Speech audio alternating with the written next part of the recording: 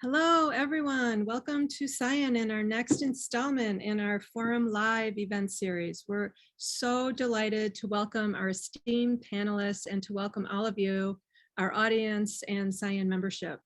I'm Linda Michaels, co-chair of Psychotherapy Action Network, along with Janice Muir and Nancy Burke. And I'd like to just say a few words about PsiAN and then turn it over to Bevin Campbell, our moderator for today. For those who are new to PsiAN or would like a refresher, PsiAN is a grassroots nonprofit focused on advocating for therapies of depth, insight, and relationship. And we're trying to change the public narrative about therapy and make more room in many spaces in our society for the healing and the growth that we have to offer. We aim to offer a professional home to therapists of depth, insight, and relationship.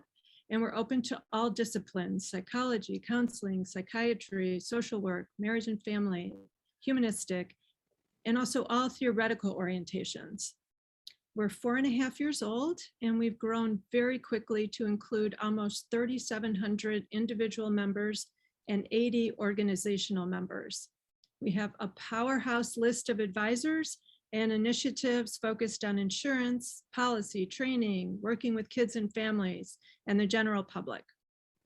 We're 100% volunteer powered, and everything we do, I don't know how we do this, but is done in our spare time pro bono. We're so pleased to offer this program to you today, also free of charge, but we can't do everything for free. So we do have that donate button on our website that is working overtime.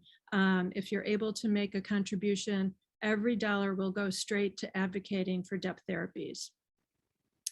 Our first Forum Live event took place this summer and focused on telehealth. This topic today, a psychotherapy for the people in the community, is especially near and dear to our hearts, as it really highlights the social justice focus of PsiAN's mission. We see making more room for therapies of depth, insight, and relationship, and offering quality treatment, especially to those in marginalized and underserved communities, as an essential response to the traumas that show up in these communities daily, as well as through the generations. We are acutely aware that those who need help the most often have the least access to it, and that's something we're very concerned about at PsiAN. I know we're all going to learn a lot from our wonderful panel and really looking forward to it. This event could not be possible without the expertise and enthusiasm of Becca Butler, a member of the PsiAN communications team. Becca is behind the scenes, but she's in her 3rd year of graduate school working towards a Psyd at Antioch, New England. She joined PsiAN because the more clinical experience she gains, the more she understands the importance of relational and deep therapeutic relationships in the therapy room. She recently moved to Boston to intern at a community clinic working with individuals who work with youth of color, and she's constantly working towards racial equality in the organization and in Boston at large. She knows the importance of a social justice perspective and is a member of multiple groups dedicated to racial justice and general and sexual minority justice. And now I'm delighted to introduce our moderator, Bevin Campbell. Bevin's a clinical psychologist in private practice in New York and Brooklyn, and she works with individual adults and couples. She's an adjunct professor in Pace University's clinical psychology doctoral program and an adjunct clinical supervisor in the doctoral programs of Pace and Long Island universities. Dr. Campbell is an active member of the Psychotherapy Action Network, hosting the video series PsiAN Speaks, which you can find interviews and videos on our website, and also creating and moderating the PsiAN Forum Live panel discussion series. She's also a consultant to the Academy for Community Behavioral Health through the New York City Mayor's Office for Community Mental Health. Thank you so much for being here today. Take it away, Bevin. Thank you, Linda. Thank you so much for that introduction. I'm so glad everyone can be here this evening. And so actually, I just wanted to say a little bit before I introduce our first panelist about why we're putting on this event, kind of expanding on what Linda said. So the idea actually really came out of our inaugural PsiAN Forum Live event. And as Linda said, that was about the pandemic, telehealth, teletherapy. And at that event, we had this amazing group of panelists, and they spoke about the rapidly growing convergence between the digital landscape and mental health. So things like text-based therapies, AI, therapist avatars. And an idea put forward that night by one of our panelists, author Hannah Zevin, is that innovations like text therapy, and some of us here may be inclined to put the word therapy in air quotes, those kinds of innovations are often touted as solutions to widespread issues of access in mental health care, though whether they are actual solutions is, of course, a different matter. One of the most troubling aspects of our mental health care system is that another solution we've come to address issues of access is rationing and diluting care as an answer to there not being enough care to go around. So medications as a first-line treatment and brief and manualized therapies, they're often embraced by insurers and by public officials as cost-effective ways of meeting community mental health needs.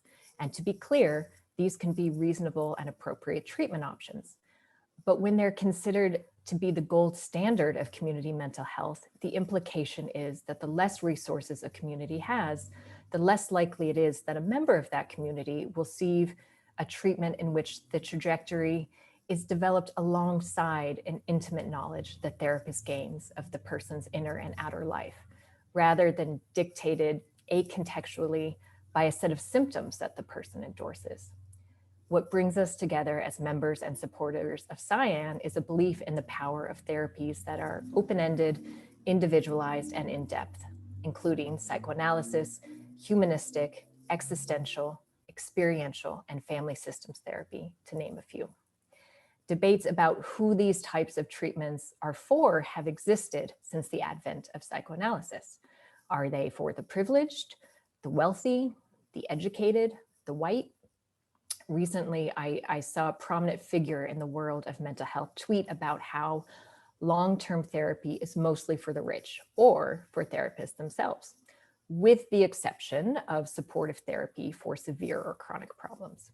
In another tweet, he discussed how training of psychotherapists should focus on brief treatments, since that is one, all most people want and need, and two, from a public health perspective, the only reasonable course of action. And here, implicitly, he's evoking the matter of cost. And by the way, if you're interested in a rebuttal, please do check out PsiAN's website, psian.org, for research on the cost effectiveness of long-term therapy. I think many people actually share this tweeter's view that therapies of depth, insight, and relationship are only for the select few. I think it's important to say here that there are real and valid concerns about our mental health care system and how various forms of redlining limit access to meaningful treatments for many. There are also real concerns about how psychoanalysis and later iterations of traditional talk therapy have marginalized, excluded, and othered the poor, people of color, and the LGBT community. At the same time, beginning with the free and low-cost psychoanalytic clinics developed in Freud's era, there is a long tradition of therapists who have established community mental health centers, which have brought humane, person-centered treatments to marginalized and underserved communities. And we thought, let's bring some of these people together and some of these people who are actually doing the work in the community and discuss what it's like to conduct depth therapy in the community. So we're very lucky to have 5 amazing panelists. So let me tell you who they are. They're all friends of PsiAN. Our panelists are Annika Sridharan, founder and clinical director of Partnerships for Trauma Recovery in Berkeley, California, whose mission it is to address the psychosocial impacts of trauma among international survivors of human rights abuses through culturally aware, trauma-informed, and linguistically accessible mental health care, clinical training, and policy advocacy. We also have Ida Roldán, chair of the board, and Angela Sedeño, founding executive director of the Kedzie Center in Chicago, whose mission is to provide culturally responsive, quality mental health care, regardless of the individual's ability to pay. Finally, we're joined by Carlos Padrón and Tracy Sidesinger, co-founders of the New York Center for Community Psychoanalysis, an emerging nonprofit psychotherapy clinic in Flatbush, Brooklyn. which will make psychological care accessible to all as a matter of social justice and equity. So before I introduce our first speaker, let me just say one thing about the format. All our panelists are going to give some remarks after I introduce them. And then we're going to, I'm going to have some questions for the panel. We'll have a discussion. And then in the final part of the event, we'll take questions from the audience. So at any time during the event, you can drop a question in the Q&A. If you would like your question to be directed to a particular panelist, you could indicate that in the question, and I will read them at the end. Okay, so let me please, if I could, introduce our first speaker. So we're very lucky tonight to have here Annika Sridharan, MSW Psyd, a licensed clinical psychologist and clinical social worker with 25 years of domestic and international experience in global mental health with immigrants and survivors of human rights abuses. Dr. Sridharan has worked in Africa, Europe, North America, and South America, providing psychological and psychosocial care for refugees and asylum seekers fleeing war, torture, gender-based violence, and other forms of interpersonal harm and persecution. She has provided clinical care as well as supervision, training, and program management at several torture treatment programs, including the Trauma Center for Survivors of Violence and Torture in Cape Town, South Africa, and the Trauma Center Cameroon in Yaoundé, Cameroon, through the Center for Victims of Torture, and Survivors International in San Francisco, United States. Prior to co-founding Partnerships for Trauma Recovery, she developed and led the Center for Wellbeing, serving resettled refugees at the International Rescue Committee of Northern California in Oakland.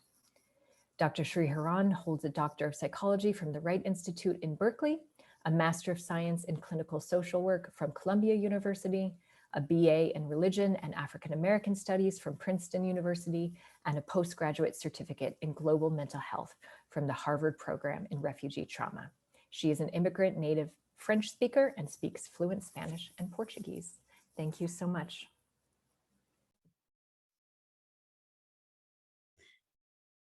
Thank you so much, Bevin, for these kind remarks. Hello, everyone. My name is Annika Sridharan. I'm very honored to be invited to join this panel tonight of inspiring colleagues, and I really look forward to hearing what you all are doing in your different cities, striving together to provide meaningful psychological care for people and communities who struggle with the intersecting impacts of interpersonal and societal violence and injustice.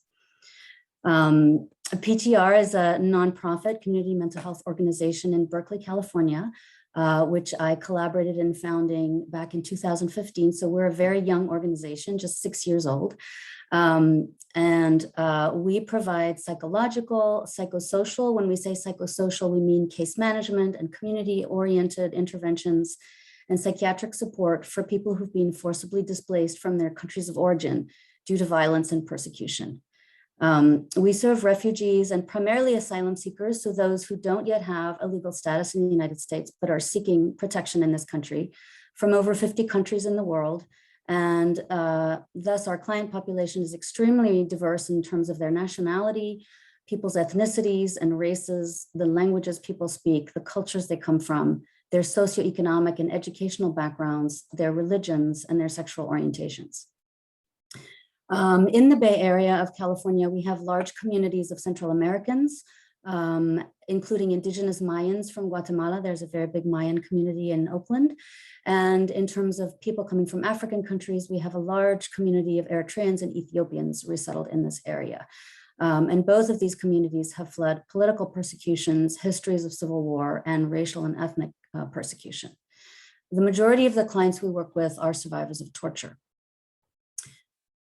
We provide free, open-ended, relationally oriented care, and we integrate case management and other forms of direct support with psychological support. We work with in-person interpreters or remote interpreters in the past year and a half, but we work with the same interpreter throughout care so that the person is part of the relational constellation of the therapeutic work. Some of the foundational tenets of our approach are to strive for global perspectives and understandings of the highly diverse cultures and contexts from which our clients come. We really also try to think of context and not just culture, because there's such different experiences that people have depending on whether they come from a rural environment or an urban environment. So many different factors in addition to culture that vary tremendously depending on where people are coming from. So we also try to really think about and learn about the international experiences that people have of trauma and persecution, some of which might be similar to what we're familiar with in the context of the US, some of which are extremely different. And that's something we really want to keep in mind all the time, is trying to hold and learn about very, very diverse global understandings of the people we're working with.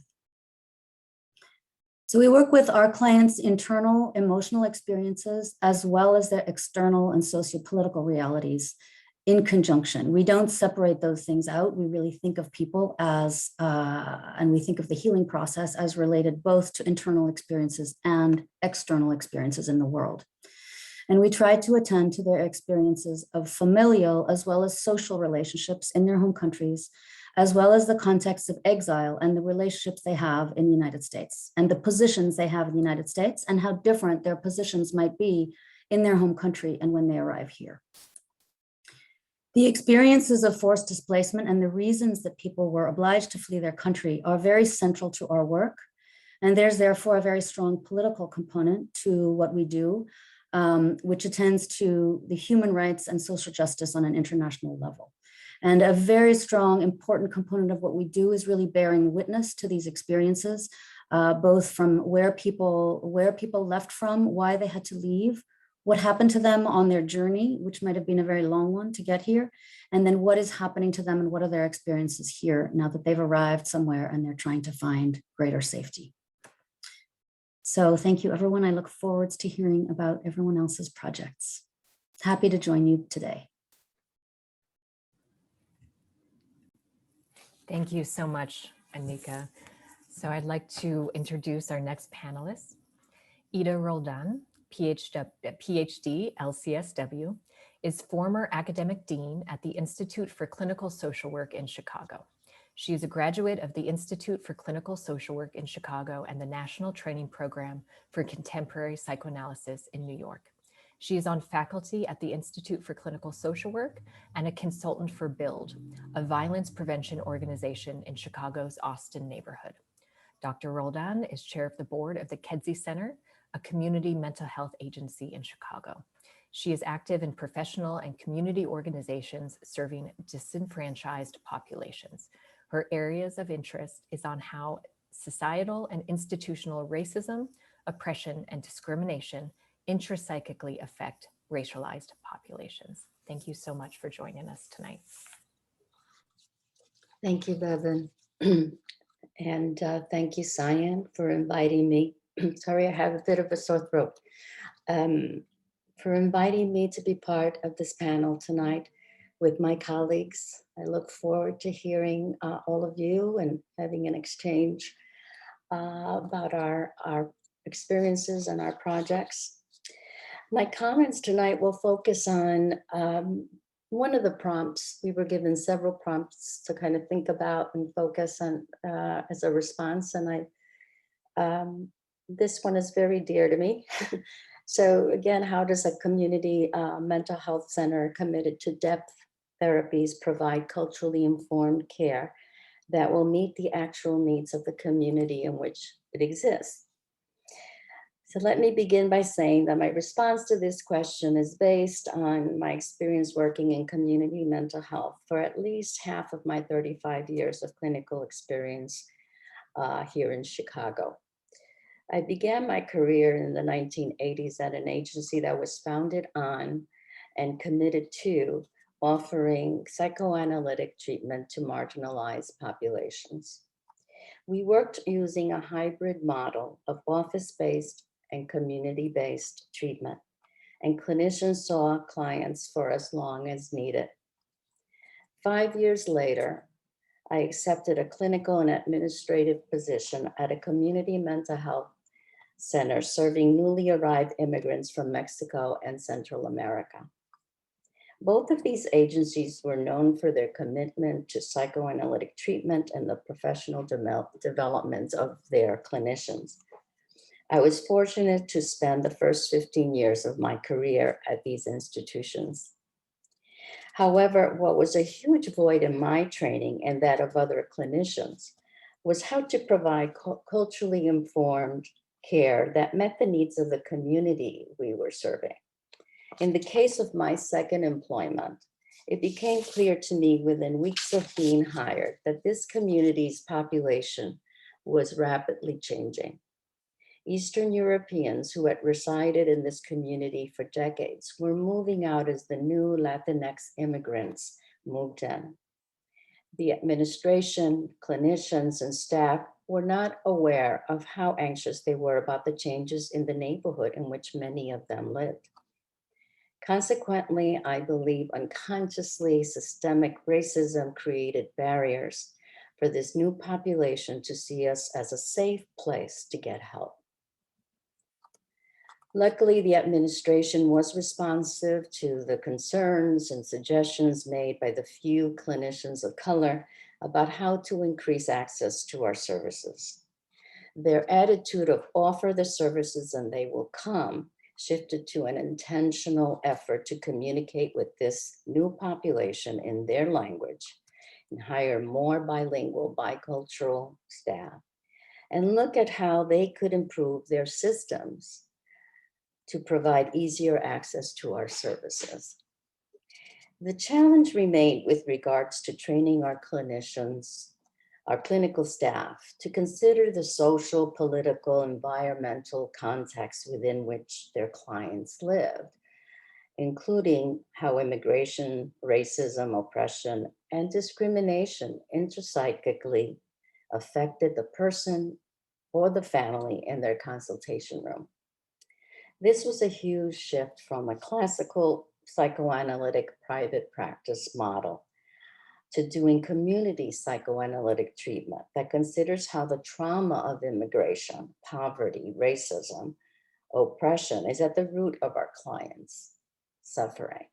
As Annika was just saying, the internal and the external dimensions. Another important shift occurred when clinicians were expected to be in the community, and that is in schools, early childhood centers, police departments, that is to be engaged in the broader community and seeing the community as their client. These shifts did not come easy. Clinicians who were used to handing off these extra psychic environmental dimensions to the case managers were now asked to consider exploring these dimensions in order to have a more in-depth understanding of their clients. Some clinicians left shortly after this shift occurred, concerned that helping their clients apply for SSDI or a Medicaid application would adversely affect the transference. These clinicians feared they would become a real object rather than a transference object to their clients, foreclosing the opportunity to analyze their clients' projections. Clearly, more training was required to hold and support these clinicians as we shifted to a community psychoanalytic model. So this is my story and my experience. This community mental health center continued to train many clinicians. They were ahead of their time. Unfortunately, they were also victim to the shift to managed care and our politicians' lack of political will to fund community mental health centers at levels needed to ensure equal access to quality mental health services. By 2003, the center was forced to give way to powerful funding forces and began to change to the short-term models required by their funders.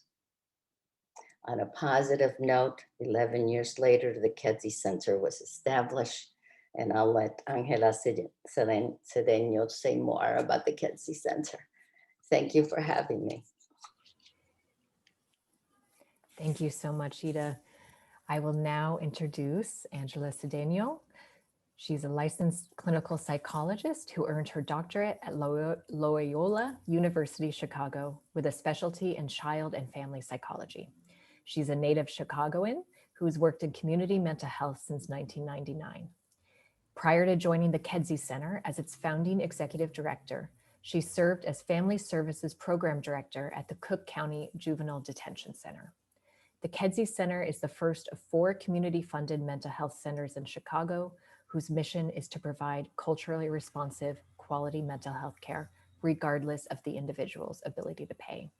The center provides a full range of clinical services, as well as mental health education, consultation, and violence prevention. It has emerged as a value training site for graduate students seeking to practice insight-oriented therapy within a community mental health approach. Her clinical interests include adolescent psychology, trauma-responsive care, acculturation, cultural identity, and immigration-related stress and resilience. Other interests include mental health equity, restorative justice, and the roots and impact of community violence on youth and families. A first-generation Mexican-American, she is bilingual and bicultural. Thank you so much.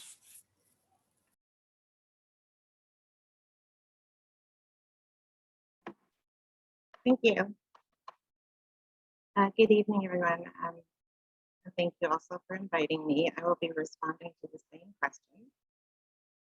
I'm always humbled to be invited to these conversations, which I view as critically important in this moment. I'll speak tonight from my 20+ years of experience in the community with mostly BIPOC individuals and families, but also from my perspective launching the first community-funded mental health center in Chicago. It's important to note that we are expected to serve a community of 131,000 people. And we have a team of 10 people, 6 of them are clinicians.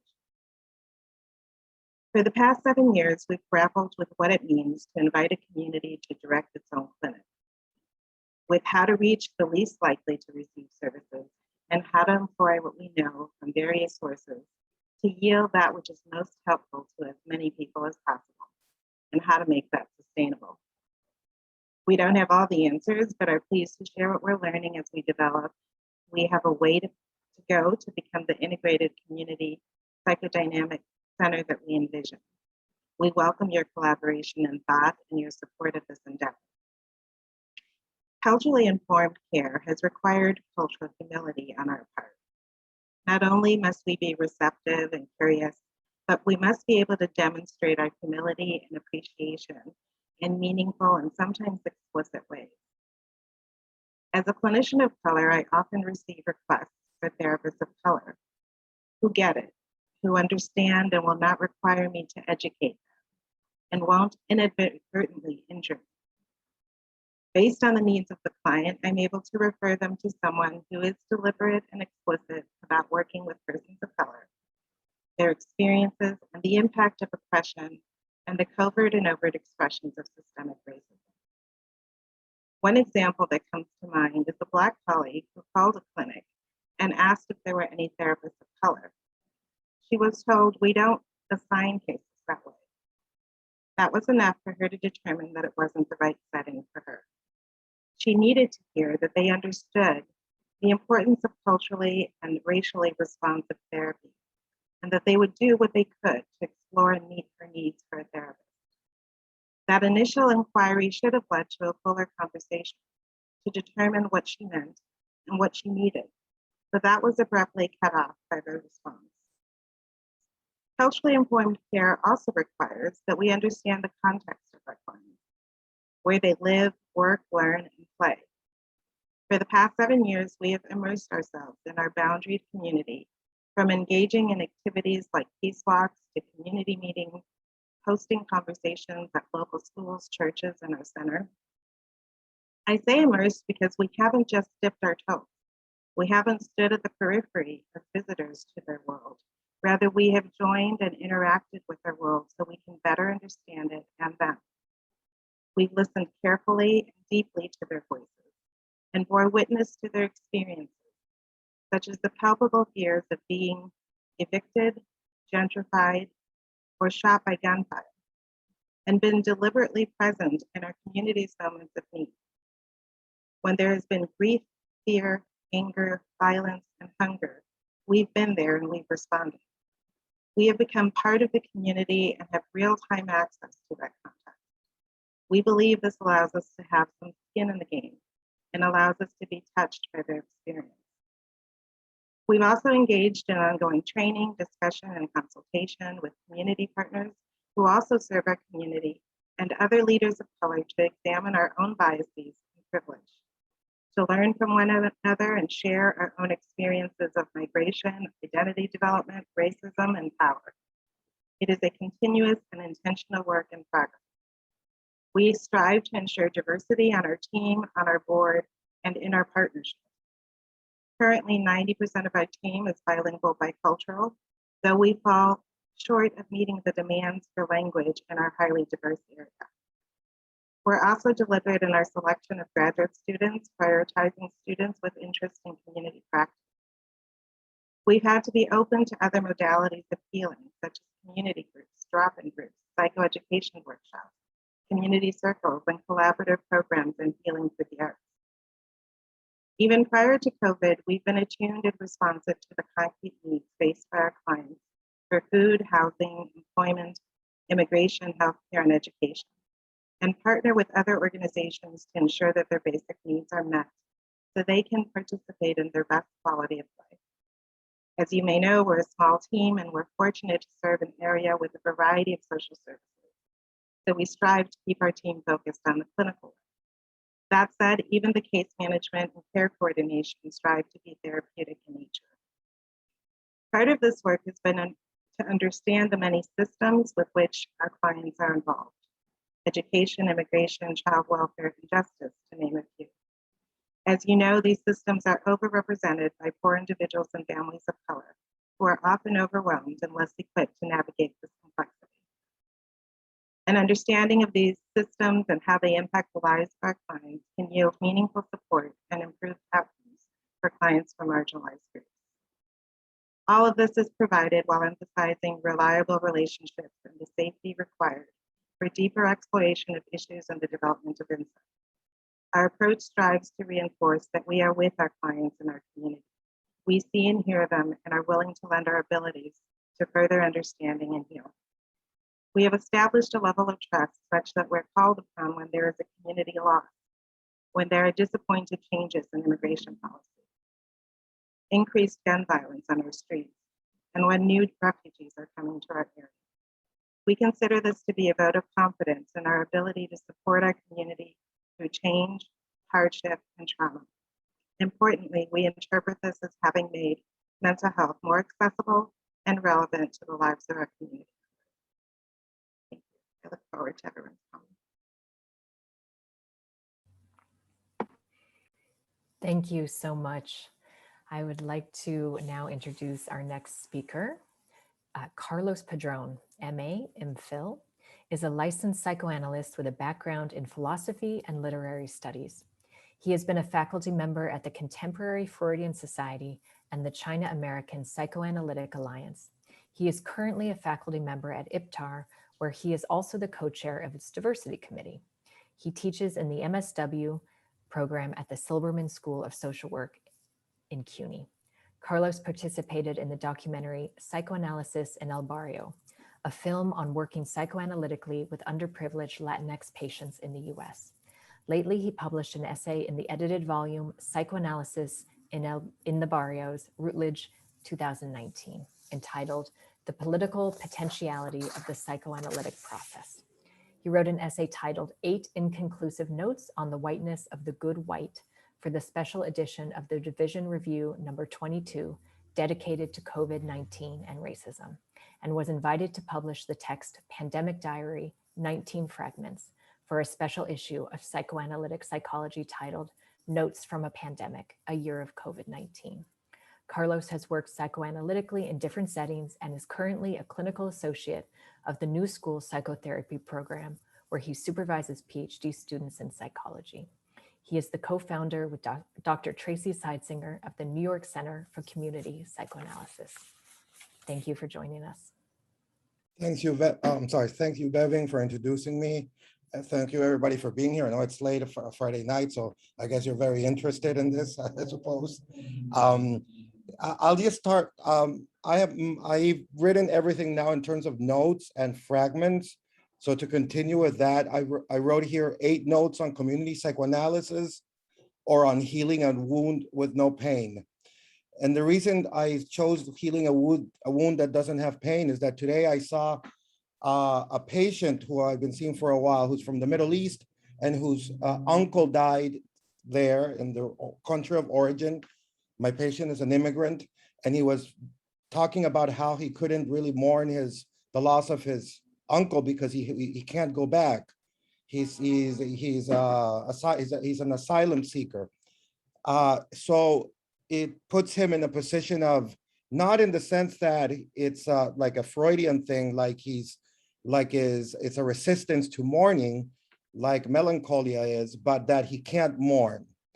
And not only because he can't go, but because where he's from, when people die, they meet for 7 days. He's Muslim, no? So they meet for 7 days. The community comes, and it helps process the loss, which he says is this type of relation to death is totally absent within the Western, especially white world.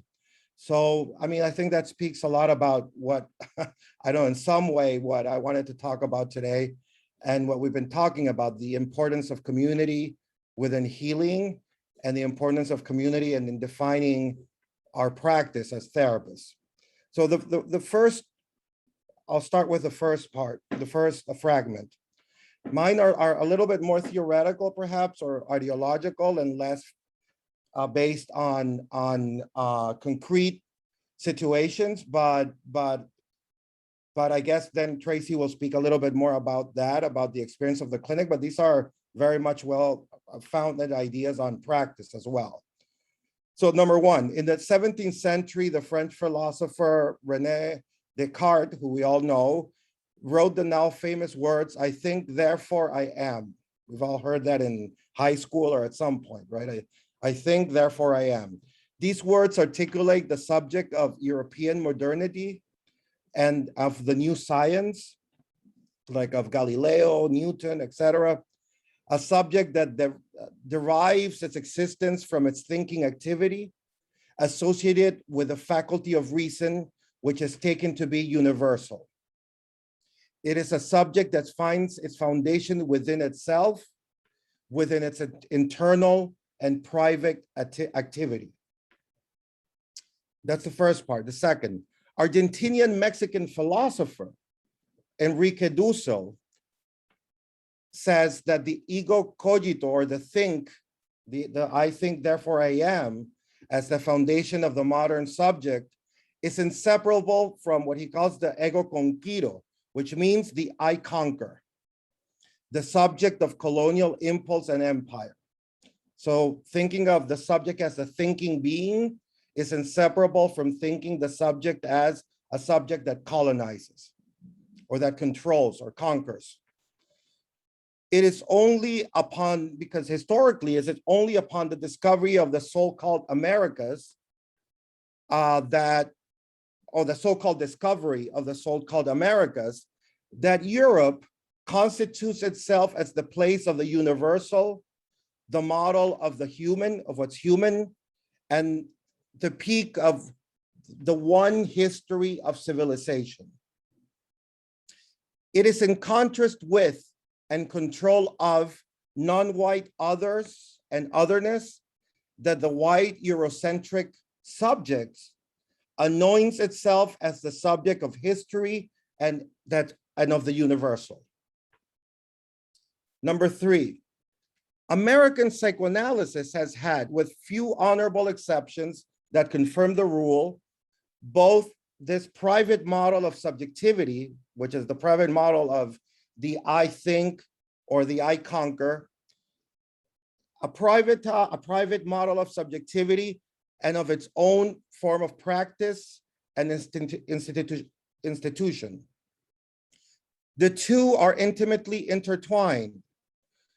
The model of the private office, as well as that of psychic suffering,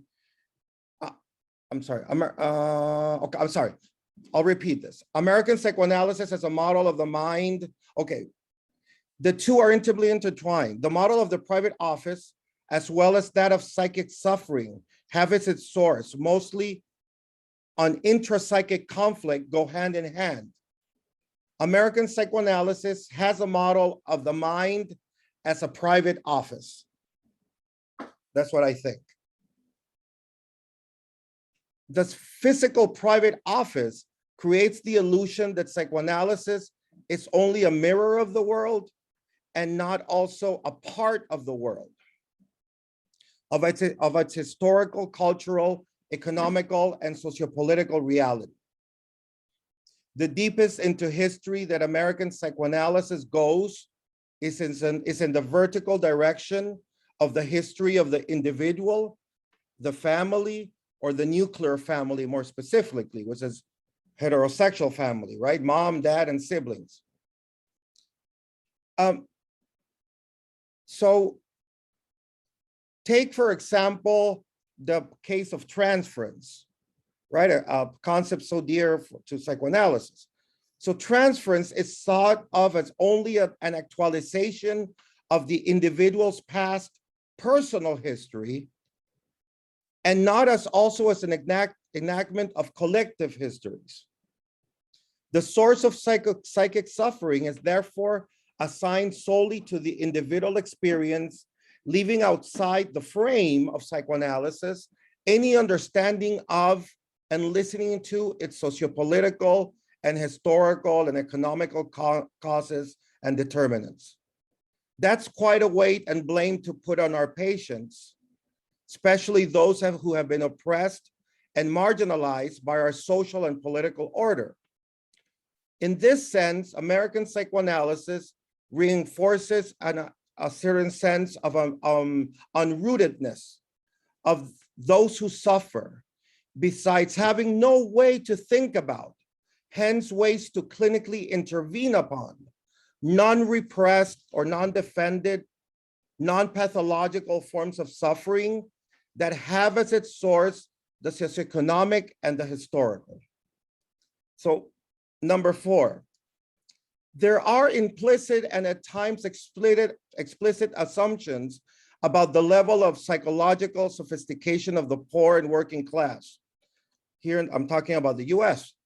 It has been assumed that since they are constantly pulled by the exigencies of their basic needs, their lives can only be defined in concrete and unpsychological terms. Such subjectivities, framed by inhering terms of deprivation and scarcity, are often deemed inseparable from essentialist cultural and ethnic traits that are thought of as thwarting the possibility of the psychoanalytic process, understood as a form of like meaning making or like a form of insight. These cases call supposedly for a more support-based, reality-oriented, and symptom-focused kind of treatment that addresses more realistically the issues. The supposed concreteness of their subjectivity means that the subjectivity is taken to be completely knowable and transparent in advance, hence transformed into manageable stereotypes, therefore requiring to be helped with all the good intentions in extremely concrete ways.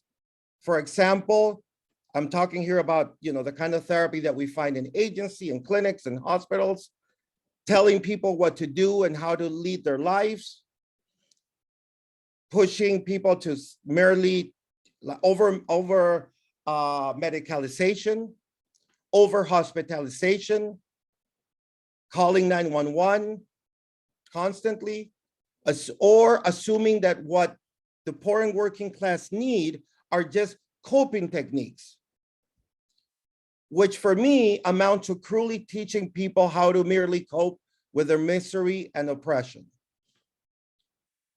This is why the Martinican philosopher and writer Edouard Glissant advocated for a right of what he calls an opaqueness in the disenfranchised.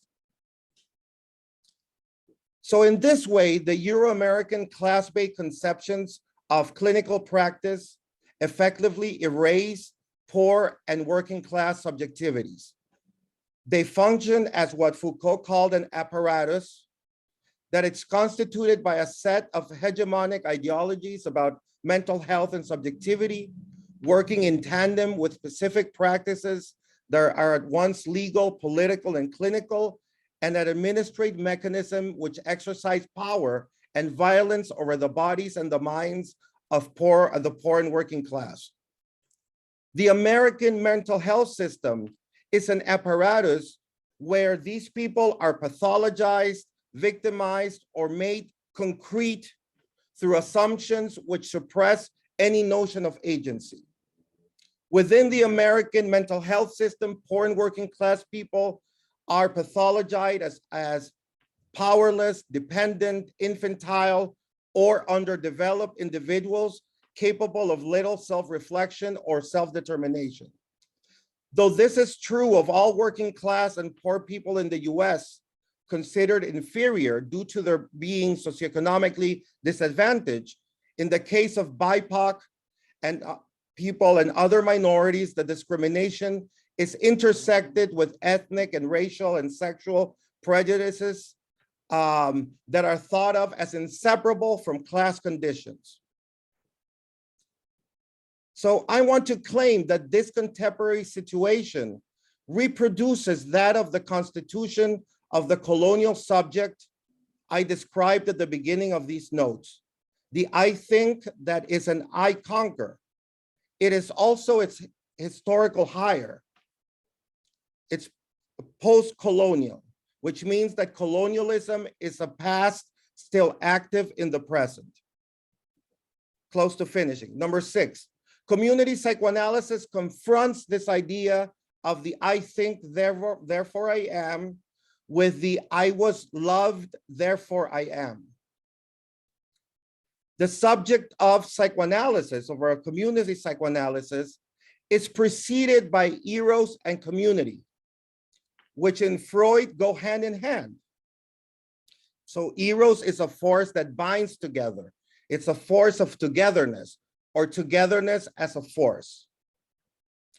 The community psychoanalytic subject is, unlike the colonial Eurocentric subject, not a proteic one that is capable to creating and destroying through control and domination.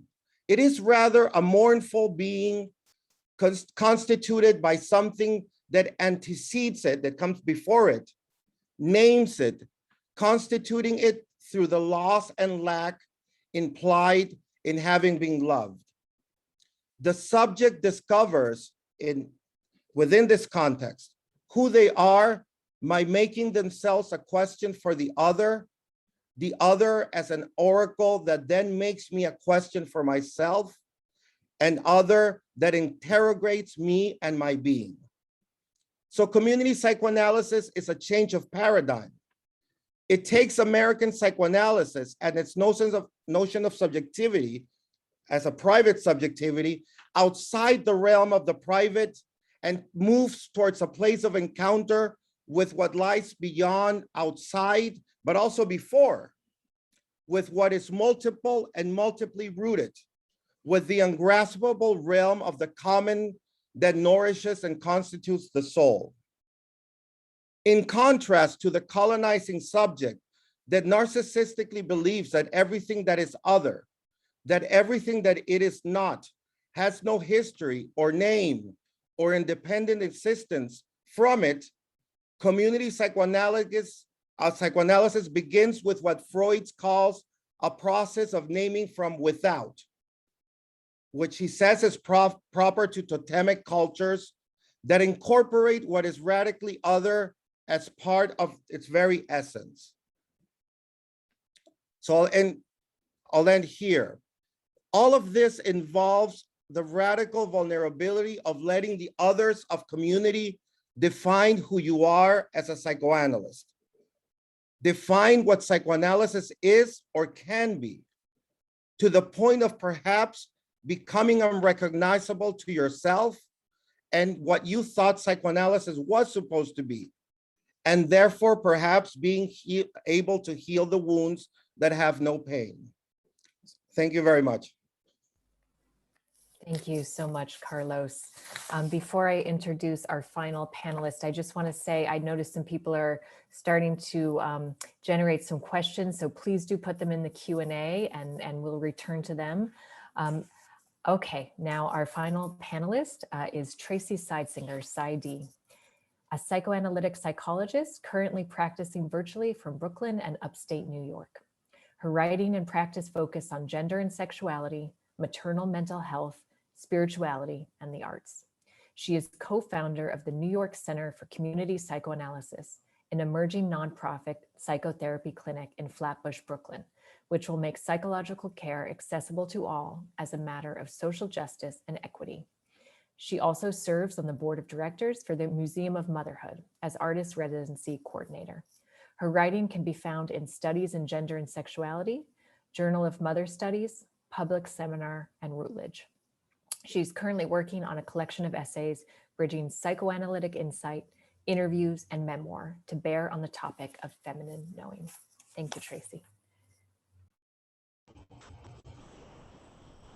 Thank you, and it really is an honor to be here, especially with so many others who are established in community psychotherapy and leading the way. We are, as the New York Center for Community Psychoanalysis, we're a seedling just beginning to burst through the soil, and in this way I hope we can be an inspiration to those who may see the need for change in treatment delivery but don't know how to make the leap of changing just yet. So I'll start out following on Carlos's theoretical background of what we're doing at NYCCP to talk a little bit about why now, how we have begun, and what we are doing a bit more practically at the foundational level. For me, early in the pandemic, my private practice experienced a rupture that affected the way I think about what psychotherapy is and who is in my catchment area. At the time, my office was in a centrally located area of Manhattan. It was an area where many individuals who could afford a private fee worked and so were able to meet as part of the course of their daily lives. But as the pandemic hit, many who were well-to-do fled the city, while those who had no means to go elsewhere came out and into abandoned spaces. Among these abandoned spaces, my office was broken into repeatedly by individuals who needed safe bathrooms and couches to sleep on. For a moment, I was angry at this violation, but in the months that followed, I've come to have a debt of immense gratitude to these individuals who I cannot know personally, but who've broken through my illusion of private practice and the privatization of mental health care. They caused me to think, even in a model of caring practice that operates around sliding scale fees, whose voices get left out within our individual practices and then in aggregate in the larger healthcare delivery. Whose voices get left out from knowing what healing practices even are. So in the twin pandemics of COVID and racism, one more longstanding than the other, I realized that the issue was much larger than the sum of well-meaning private practices. I met Carlos and began to form a community psychotherapy center under a nonprofit model. Last year, we began this endeavor of NYCCP. I'll say a bit about why a nonprofit model, as others who've gone before are working under, but it took me a while to realize that that was the best model for what we're trying to do. First of all, a nonprofit is much larger than any individual and takes in voices from the community, from other areas of expertise, and ultimately it outlives any individual who originates it. To my mind, it is necessary to work collaboratively and systemically if we are to address cultural issues like racism, sexism, and classism that are systemic and intergenerational. Not only this, but we need funding and to break out of the private practice model of only those who can afford, whether that be the therapists who accommodate through a sliding scale occasionally or those who can pay through their own means, we have to open to a different model organizationally and structurally. And we have to see outside of the individual. So specifically, we are located in Flatbush, Brooklyn. And this is predominantly a Black community with many immigrant Haitians and Caribbeans. But as all of New York City, there's a problem of gentrification increasing and unspoken conflicts that are coming more and more to a head and cannot be addressed only through further isolation of individual therapy. It's a vibrant community with many existing organizations, though with very few resources in terms of mental health. Many community grassroots organizations like oral historians who are collecting the histories, working to preserve burial grounds and keep those from being built on, and food banks and people who are on the ground in this way, but not in terms of mental health care. And so we found a niche that's needed and an amazing community that we have to work with and to learn from. So one of the key aspects of NYCCP is that we want to function as a community center and a gathering place for all in the community. First of all, uplifting the strengths of community members that are already there. We'll do this through skill sharing and public talks and collaborating with those who are in the community who are not therapists, as well as hiring therapists from the rich community who is there to be our clinical body. And in this way, to see the existing concerns and the languages of healing, not imposing from without, but collaborating from who is already there. We, of course, will serve through individual therapy, group therapy, family therapy, and having an intensive outpatient program, which psychoanalysis is actually quite suited to, but is often not used in intensive outpatient programs. And furthermore, one of the things we will do is offer childcare on site. Because one of the issues in terms of resources, having access to resources is not only a financial issue, but it includes making space for caregivers, making space for the individual within the community. And we will offer treatment through multiple funding sources and through those who come regardless of their own personal resources. And I'll just say a minute about this question of why is psychotherapy and psychoanalysis appropriate for marginalized populations? One thing we all agree on within psychoanalysis, regardless of our particular orientation, is that there is an unconscious. And to my mind, that means everyone has an unconscious. And if we are to work with individuals according to our practice, we work with the unconscious of everyone who comes. And rather than imposing or colonizing the minds of the marginalized, we let the psychoanalytic methods work through listening at the outset. We've begun, even before we have a physical location, to offer this through free listening spaces at community events, and reaching out by offering, just exposing people to the idea that we can gather as groups and be listened to and hold space to listen to one another as an analytic method that is there on the ground outside of the consulting room as well as inside of it. So I will end with one question that poses me almost every day, and this is what's taking so long? Even when we get convinced to the idea that this is how we need to change, and that this is the kind of change that needs to happen, it takes a really long time, and I'm just beginning to see that. And so I imagine that that's something that those in the audience also wonder about. How do we get to make this change? And what gets in the way of it? And so I'll leave you with this, that part of what takes so long, in addition to understanding the funding questions and developing creative solutions to these, we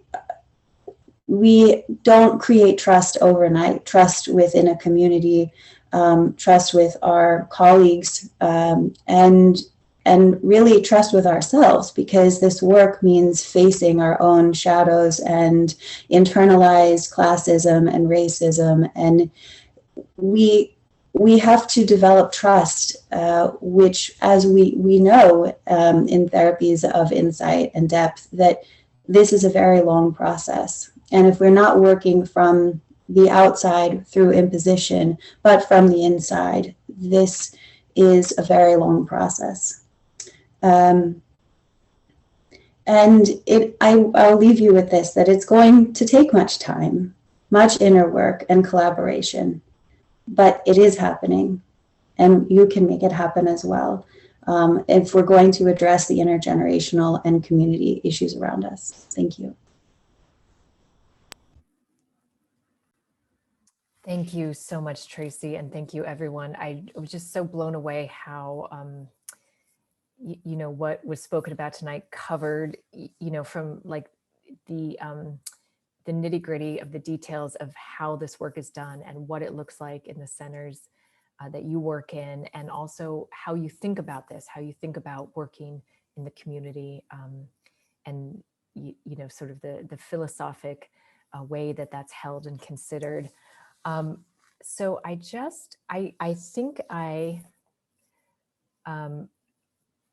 would like to start actually picking up from what Tracy said in regards to trust. And I'm thinking about how a lot of people on the panel, and I know psychoanalysis is well represented here tonight, not the only way of working that's represented, but many panelists have touched on the history of psychoanalysis in regards, you know, to people of color and ways it has de-emphasized the socio-political. And I wonder how you are received in the community. You know, has there been skepticism in regards to coming into the community? How have people responded? And I open that to anyone on the panel if someone would like to speak to that.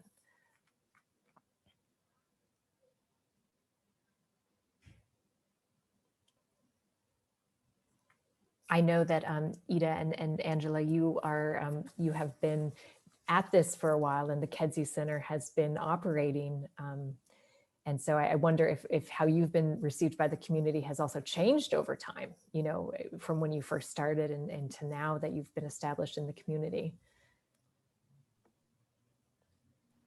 Well, I would say that our experience is somewhat unique in terms of the way that we're funded, because people vote to raise their own property taxes to fund the clinic.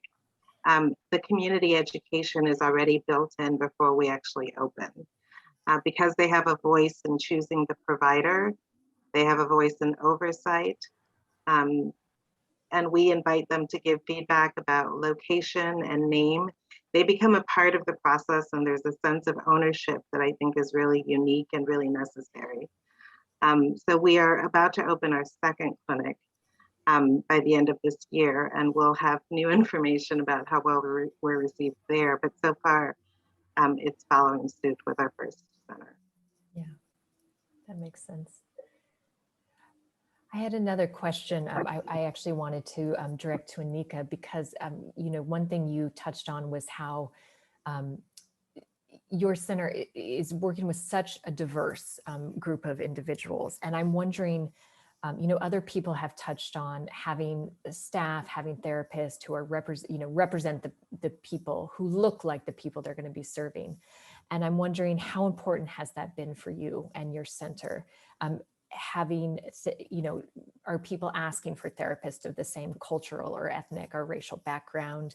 And how much have you had to develop, has your staff had to develop knowledge of, you know, all these diverse cultures that you're working with?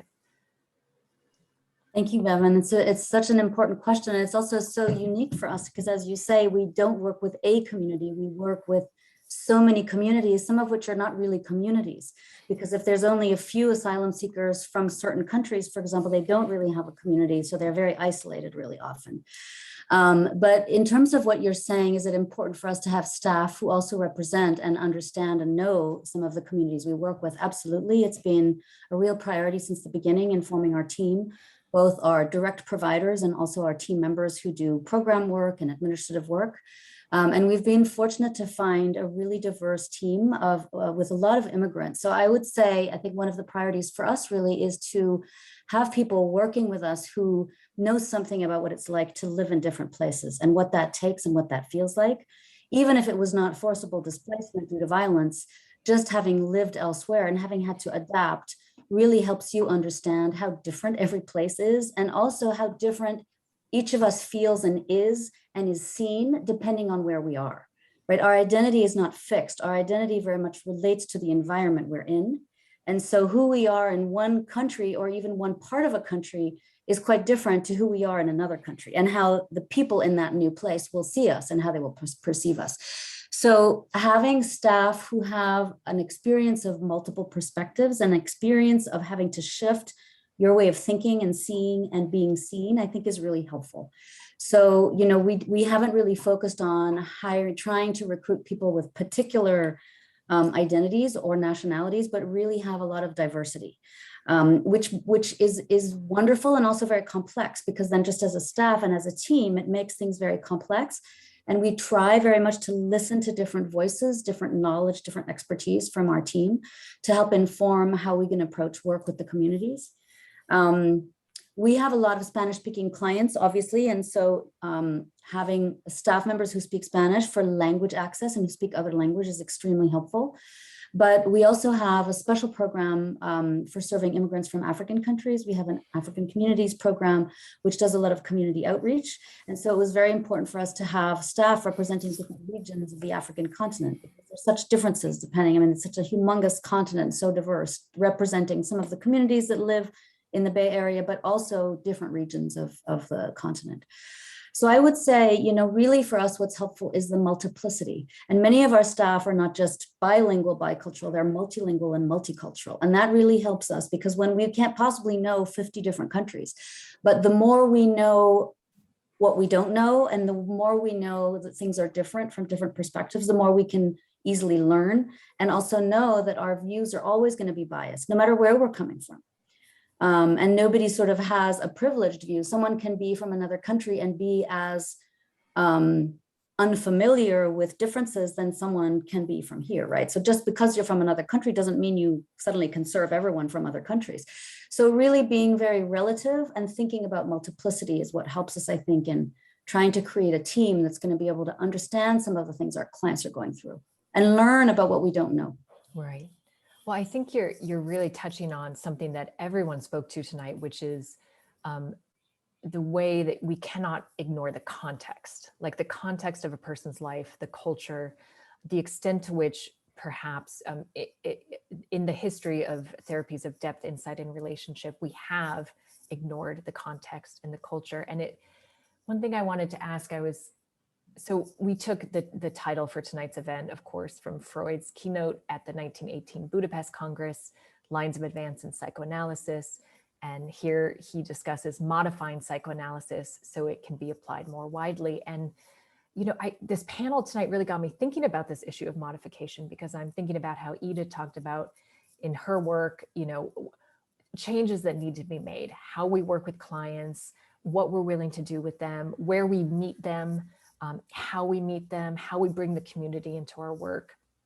And then I'm also thinking about, Carlos, your discussion about, you know, sort of the tendency to perhaps, you know, view the person of color as so concrete that we have to modify all the exploration out of it. You know, they're just, take away the subjectivity. They are just, you know, sort of an object that we're going to be giving this treatment to. And so I just sort of have this idea of modification on my mind, and wondering, you know, how other panelists are thinking about it. You know, how do you think about adapting your work? Is that adaptation, you know, as Carlos suggests, like an entire change of paradigm? Is it adaptation of technique? And I'm curious what your thoughts are on that.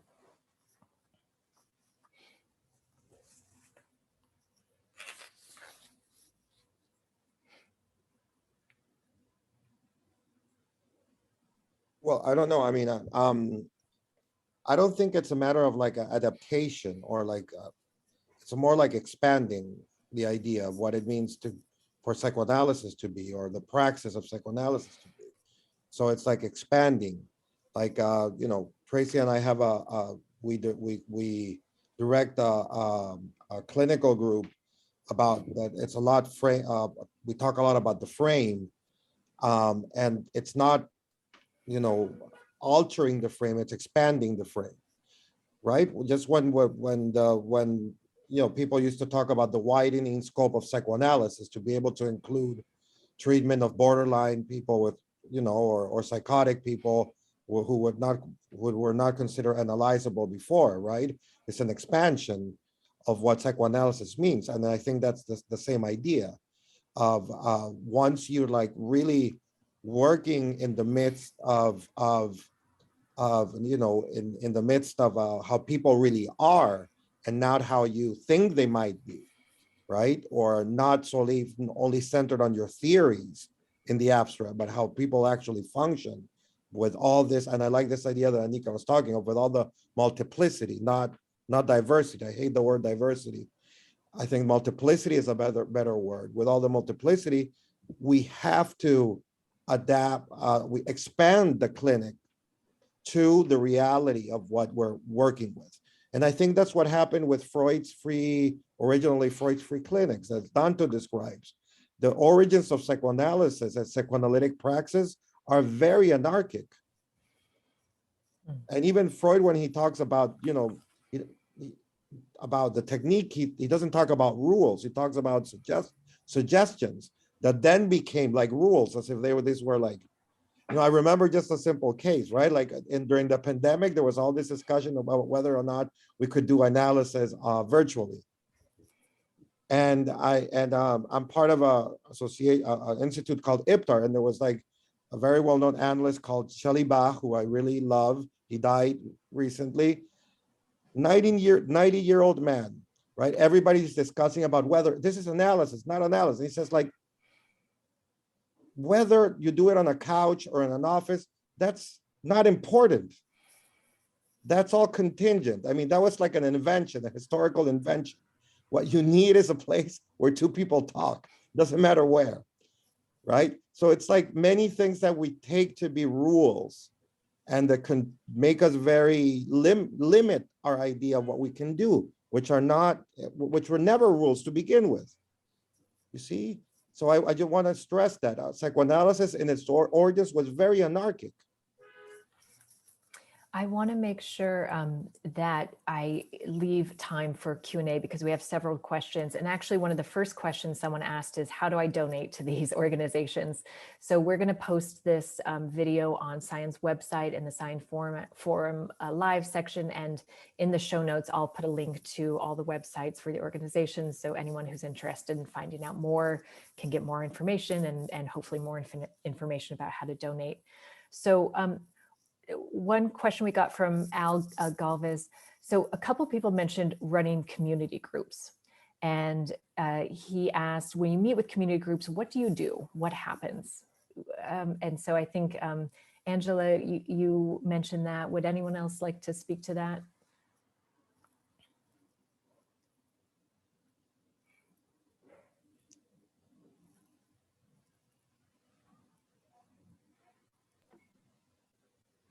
I could start. I think when we were in person, they were kind of traditional therapy groups. We had a women's immigrant group that ran for 5 years, and we had started to try to do a traditional model, and the reality is it ended up being kind of a hybrid model. There were so many barriers to care, so many things that made it difficult for people to come on a regular basis or make every session.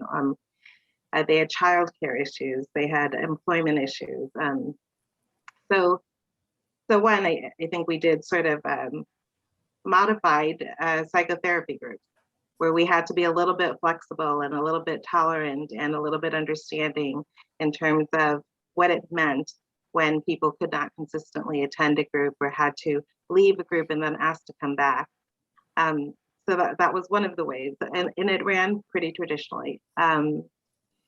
We've, since COVID, been doing virtual groups, and some of them have been standalone workshops, in part because, again, we weren't able to get people to commit to coming on a regular basis to some events, but we had groups on healing from racism, and those were groups where there would be a theme and there would be a question or a topic that was talked about briefly, and then it became a conversation, and community folks would ask questions and they would share from their experiences. And so essentially we've done a lot of those standalone kinds of activities over COVID virtually. We have a survivors group for families who've survived gun violence. And that is also a very complicated group that's required a lot of flexibility. They wanted to meet in a church basement. They wanted to meet every other week. They could only tolerate meeting every other week. And so a lot of it is just required some flexibility to meet people where they're at, where they feel safe, where they're comfortable. Otherwise, I think that we employ the same types of practices that we would otherwise. We just try to make it more flexible. We do groups in senior homes. And again, sometimes they're comfortable coming down, sometimes they're not. So it's just really, I think, involves a lot of flexibility and patience. Things don't really run as timely as we would normally like to see them. Thank you, Angela. I have a question from Joy Cassett, and this question is for Ida Roldán. Ida noted programs in which client is the community, such as working with the police, teachers, etc. Can you say more about these programs? Yeah, I think it's similar to what Angela's been talking about, that we found ourselves, with the little to no presence in the schools, little to no engagement with community institutions like churches. We had a crisis intervention team that worked closely with the police department, and we provided training for the police department before going out on a call, 911 call that we thought was a mental health issue. So that, again, the community engagement piece was one about establishing relationships that take, as someone said before, trust of long time, to develop those partnerships. And to, we found that these partnerships allowed us to serve our community more effectively. Did I answer that question? That's great, thank you. Before I return to the chat, one thing I was wondering about is I think an association I have in my mind with community mental health is this idea of burnout, having clinicians who work sort of, so to speak, in the front lines, and perhaps having, these really unrealistic productivity standards and having to, see so many patients. And I just wondered, how you guys think about this, and is it something that you have thought about? Has there been any work you've done in terms of the structure of your organization to address, how your clinicians feel, how they feel about their work? Is that something that has gone into your thinking about the structure of your organizations? And again, I open that to anyone on the panel who feels moved to speak to that.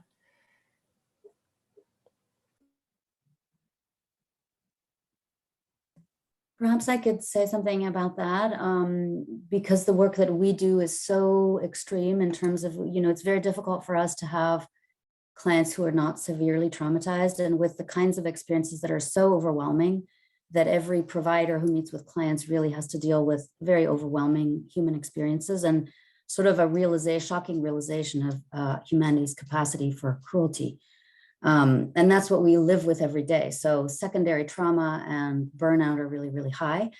I think one thing that's helpful for us and that we try to acknowledge is that some level of impact and secondary trauma is inevitable. We can't necessarily avoid it, but we can certainly attend to it and try to care for it and try to mitigate it and take care of ourselves individually and try to take care of each other as a team to help ourselves with that. But that in a way, we are making choices to do the work we do, and it's going to have a real impact on all of us. And hopefully the meaningfulness and the joy and the feeling of, I don't know, the feeling of happiness of doing this work and actually contributing is going to counterbalance the impacts of doing the work. And that will hopefully allow us to keep doing it for as long as possible. But I think on an organizational level, acknowledging that this is real, acknowledging that this is true, acknowledging that it's normal and there's nothing wrong if you're upset and you're exhausted and you want to cry or you feel like you can't handle it. So just validating that part for everyone and talking about it regularly as a group, as a team, for both the providers and the non-clinical staff, trying to have that become part of our cultural awareness of ourselves and what we're doing, that this is a normal part of what we're doing. And then what do we do at a group level and what can we each do at a personal level to help ourselves? And that may be super different for each of us, right? Some of us may need to talk with someone. Some of us may need silence and alone time, or both of those things. So how can we try to have collective ways of addressing that and then supporting our staff to have their own individual ways? One very practical thing that we've done is really have a very generous vacation time and a very generous sick leave, which we are clear does not need to be for sick time. It can be for well-being, and really trying to all the time encourage our staff to take time for well-being and use all of their time to rest when they need to. So really having that become part of our culture was we all need to rest, and that is normal and it is okay. And please ask us when you need to rest. That's just one thing that we've done. Sorry, I was muted. Thank you.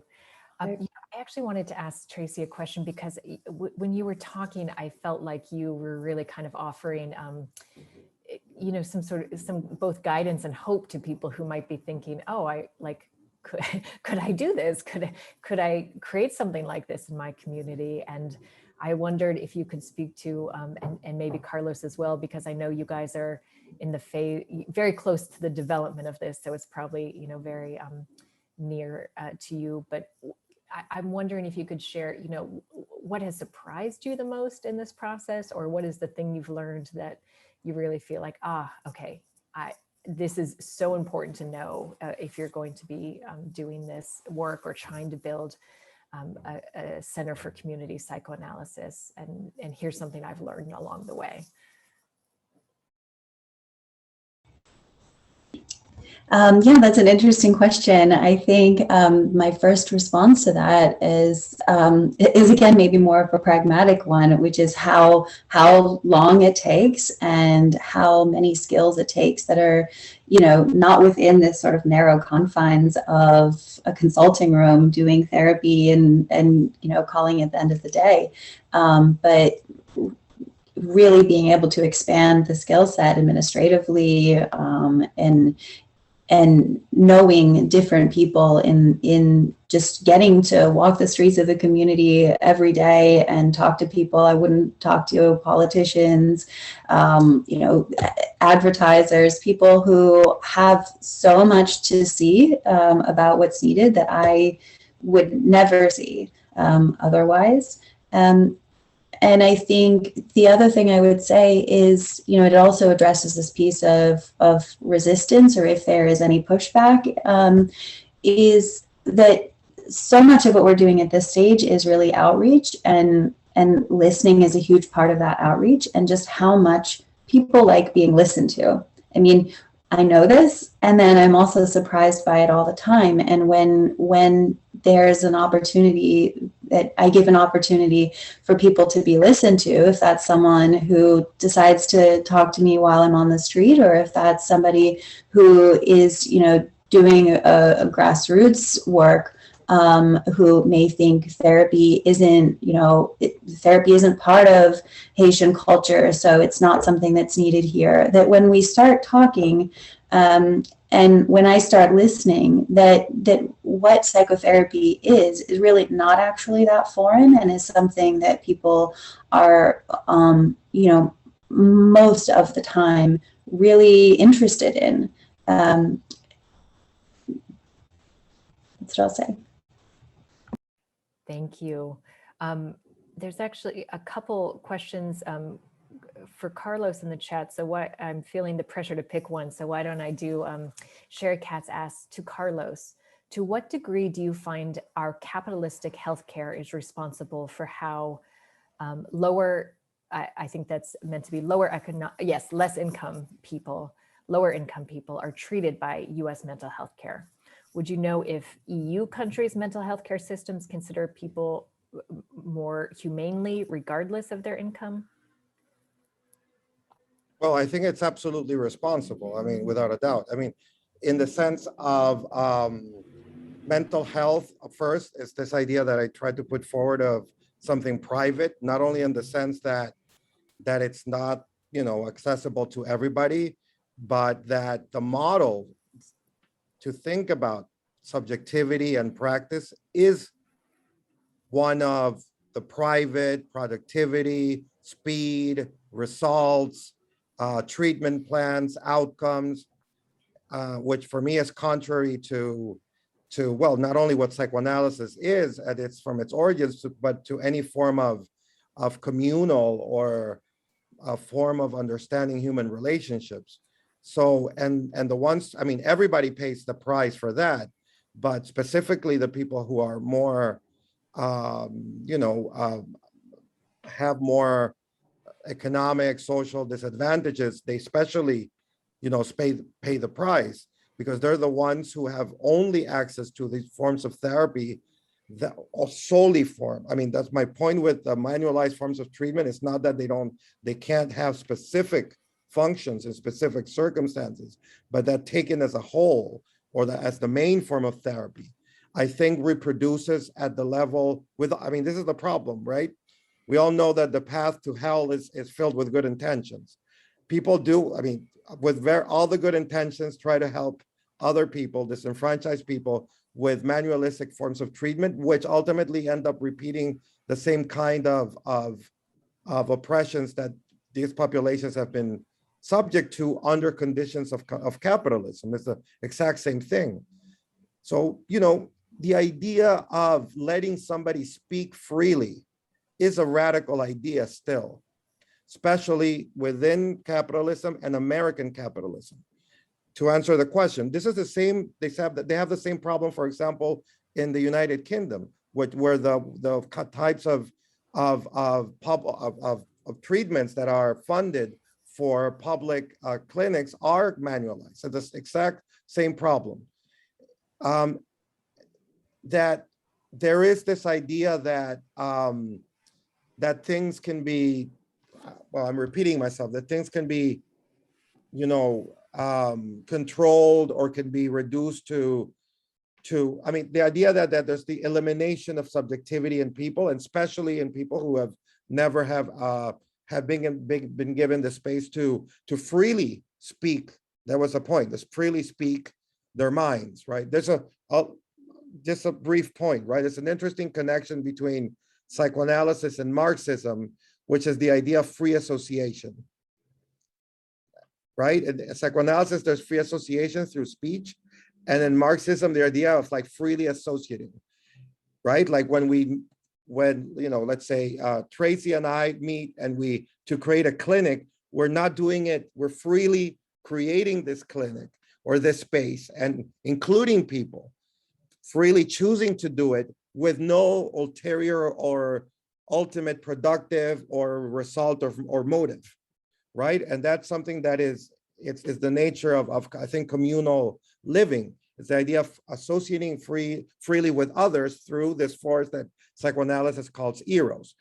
So I think that's just speaking freely, associating freely are radical nowadays, again, within these conditions of capitalism, which work precisely against free association as a form of speech and free association as a form of political organization. So I don't know if that answers the, so my answer is yes, absolutely. I do think that. Thank you. I love ending on the note of Eros. And I just wanted to say thank you so much. We have questions still rolling in. And so I think, this was a very rich and inspiring discussion. I'm sorry we could not get to every question in the Q&A. I want to thank the panelists so much and thank everyone for joining us this evening. Again, we're going to be posting this video of tonight's event on the website. You'll see links to the organization in the show notes. And I also want to say the Psychotherapy Action Network, we're a 100% volunteer run nonprofit. Our website is PsiAN.org. And thank you so much, everyone, for a wonderful and very enriching evening. Thank you and take care.